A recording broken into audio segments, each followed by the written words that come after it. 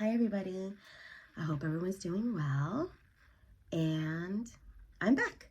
I know it's been a while since I recorded and uploaded a video on this channel. You know, I've been going through a lot and I just haven't felt like recording, but I'm feeling good today and I thought, let's do it. Let's update anybody who might be curious about what's going on so far, or, you know, with this cancer journey of mine. Quick recap. 200 over, no, what was it? I was looking at my calendar and it's been actually 212 days since I was diagnosed with colon cancer. I'm doing a really quick recap for anyone out there who's watching who hasn't seen any other videos of mine. So at 47 years old, I'm a mother of two, married for 30 years. No, married for, oh God, married for 17 years, but I've been with my husband for 30 years. And yeah, so we got the terrible news back in October that after a colonoscopy, they found a tumor in my colon, and indeed I had colon cancer. So in December, I had colon resection surgery to remove the tumor and part of my colon, and they also removed lymph nodes.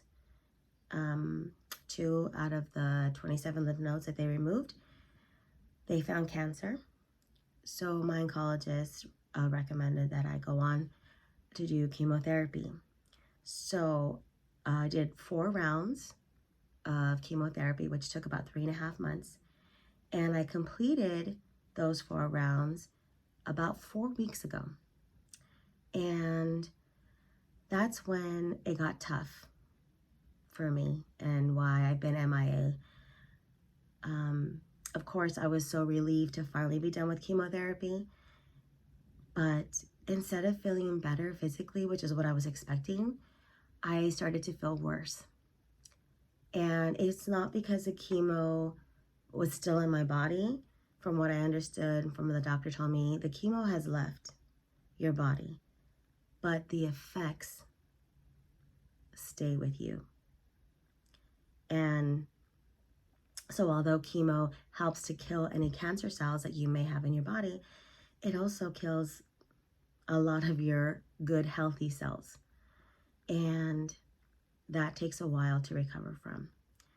So I didn't feel like recording because I felt really bad physically, sometimes worse than when I was on chemo. I was feeling nauseous at times. I had a terrible dry throat and it hurt and I could hardly speak. I had a terrible cough that would keep me up at night. The neuropathy took a lot longer. I was very sensitive, sensitive to the cold.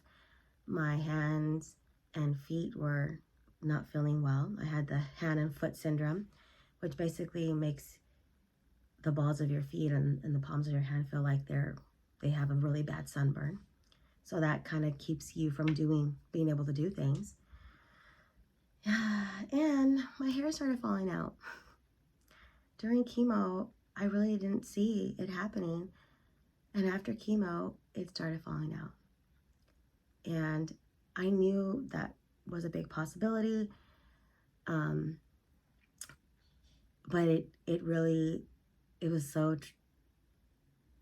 traumatic to actually finally see it. And I remember just, you know, washing my hair and then just clumps of hair coming off. Luckily I have a lot of hair, so maybe, you know, but you can kind of see a little bit thinning out here, but maybe, you know, if I just poof it up enough, you won't notice. Anyway, I've said it before, I'll give up all my hair if it means I'm cancer-free. And in fact, that is the news I'm also sharing with you today. I went to see my oncologist and we did some more blood work, and we did another CT scan, and the results show there's no evidence of cancer in my body. So that's where I'm at. I'm so grateful for that news, those results. And I couldn't have done it without my friends, without my family helping me and supporting me. So I'm just super grateful. And I'm just gonna, keep going. My cancer journey isn't exactly over yet. I'm still gonna have, take time to recover. And I have to be closely monitored. I have to go to the oncologist like every 3 months to get tested to make sure the cancer doesn't come back. But I am grateful of the results. And, it does change you. It definitely changes your perspective on life. And I'm just gonna keep living and enjoy every moment. Enjoy the little things, like driving again, which is something I did finally this week.